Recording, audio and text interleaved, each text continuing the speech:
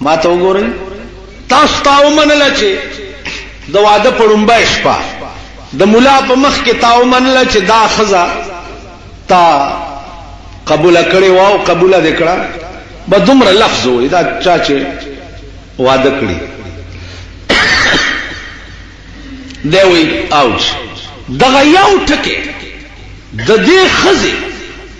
څومره بوجونه ستا په سر ستاسو ټولو ښځې شته که کمړي دي ښځې د ټولو شته د واده په شپه صرف د نکاح په وخت کې تا دا ټکی کړی و چې دا ښځه دې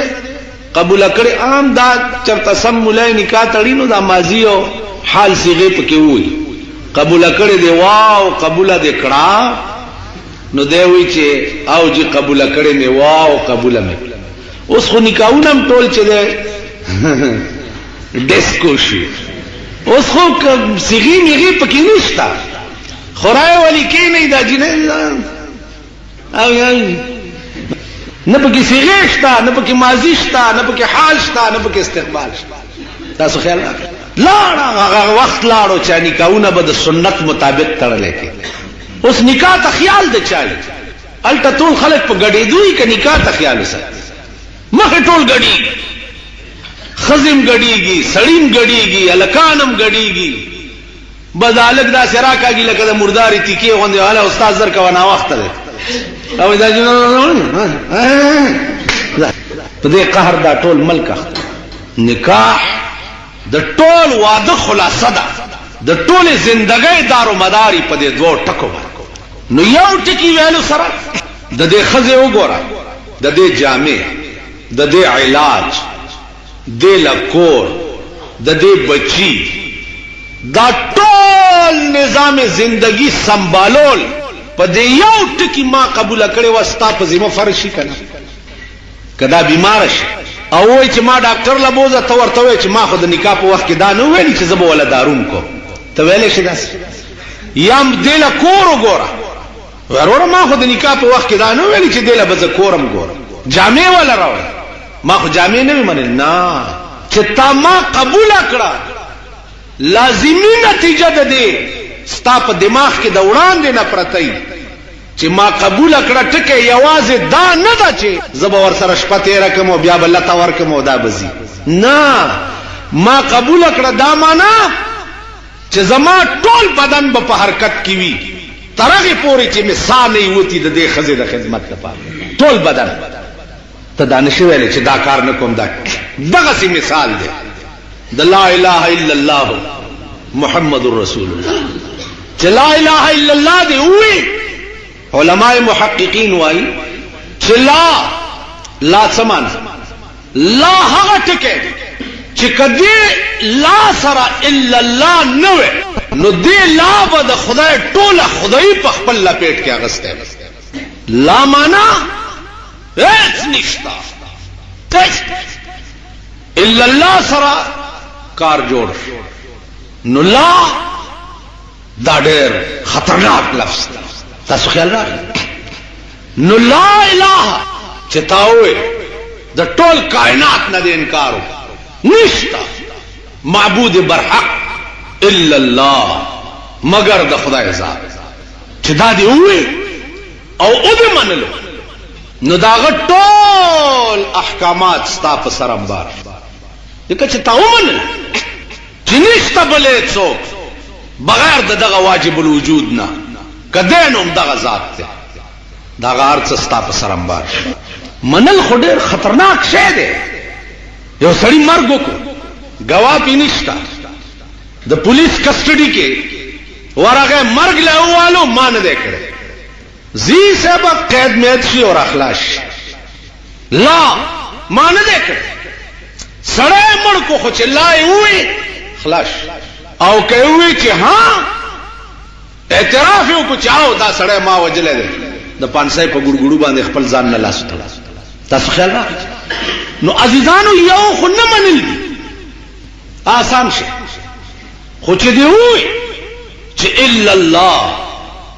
او محمد رسول الله نو په دې کائنات کې نور څوک شته نه خو یا الله دی او یا رسول دی بل لا څوک نو د رسول چې څومره احکامات دي آغا او د خدای څومره احکامات دي استا په سره نو اعتراف او اقرار کول دا ډېر ګران کار دی او خطرناک شي. ګوره رحمان بابا وایي چې مې مینه خدای پتا باندې پیدا کړه، چې مې مینه خدای پتا باندې پیدا کړه، تر کما په هغه ورځ خپل رضا کړه. بس خو چې پتا مین شم خپل رضا مې پرېښوه، ځکه د محبوب په مخ کې د عاشق خپل رضا په سوال نه پیدا کېږي. اوس دې نه مخکې اوس دستا رضا وفا کړي که جفا کړي، ما دستا جفا قبول په وفا کړه.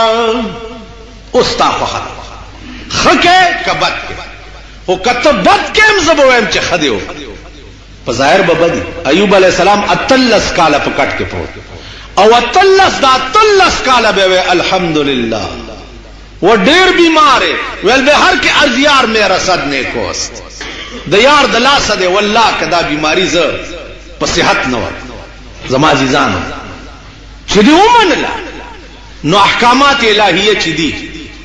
دا ټول به ته پابند. تاسو به د پاکستان حکومت ځان نه جوړوي.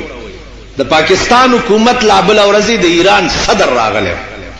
اسی دوی دا خیال کوي چې دا قوم جوړ په ټپو روندې او اډو پویږي نه بس خردي چې مونږ په څنګه کټا اچو هغه سه بار بوړي. دا خلق را تخکاری نه پویږي، حالانکه خلق پویږي. قمقل پاکستان دا بازي چې تاسو نه غیر چاپیر کیږي دا تالی 60 په اره زمانہ کې وی او خلق پویږي. پرون چې د ایران صدر پاکستان تراغه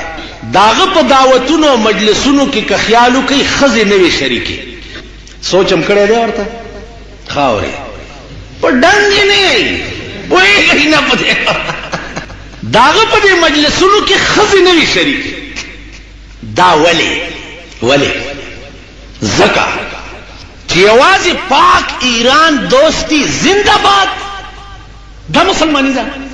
پاک ایران دوستی زنده باد د سکول الکانم رويستي دي او په لارو کې ورته درولې دي او پاک ایران دوستی زنده باد نه خزي ولی نوی شریکی پکې وجه سوا زکا چې تاسو ته دا پته وا چې دا د ایران صدر دی ګیره ده او بیا مولا ده با یک وقت پنزل شلک خلق په د پسې د جمعې مونږ کوي. یوازې د ایران صدر نه ده، د ایران خطیب د جمعې او د ایران امام د جمعې خطبه هغه ورځ به مونږ ته خدای په پاکستان کې وښیي چې د پاکستان صدر د جمعې مونځ ورکوي. هغه ورځ به وګورئ. دغه ورځې خو مو لیدې الحمدلله رب العالمین الحمدلله دغه هم لیدلې دي خو دغه ورځ به هم چېرته وګورو مونږ په پاکستان کې چې صدر پاکستان به د اختر او د جمعې مونځ ورکوي. مسله څه ده په اسلام کې؟ مسله دا ده چې بادشاہ او امیر د ملک وینو د بل چا اختیار نشته چې مسلې ته مخکې امیر موجودی نکاح باغه تړي، امیر موجودی د مړي جنازه باغه کوي، امیر بمی امام بمی امیر بمی نکاح خان بمی امیر بمی گنتی پلاس کندے بم کړي.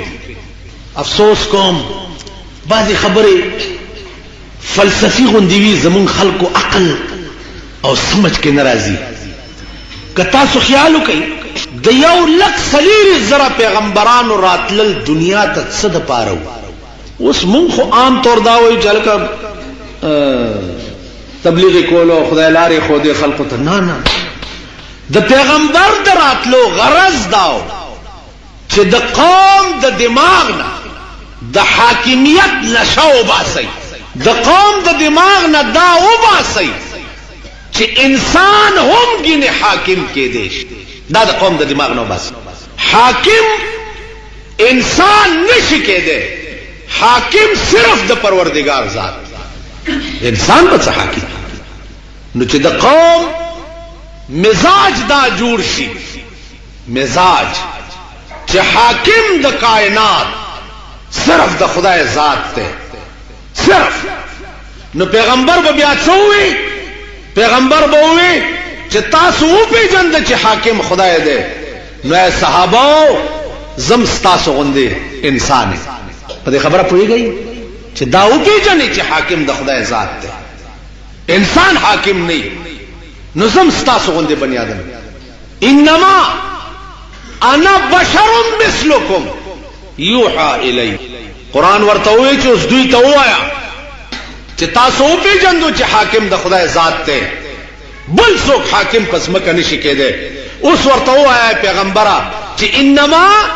انا بشر مثلکم یوحى الی. خلقا زم ستاسو غوندې انسان یم،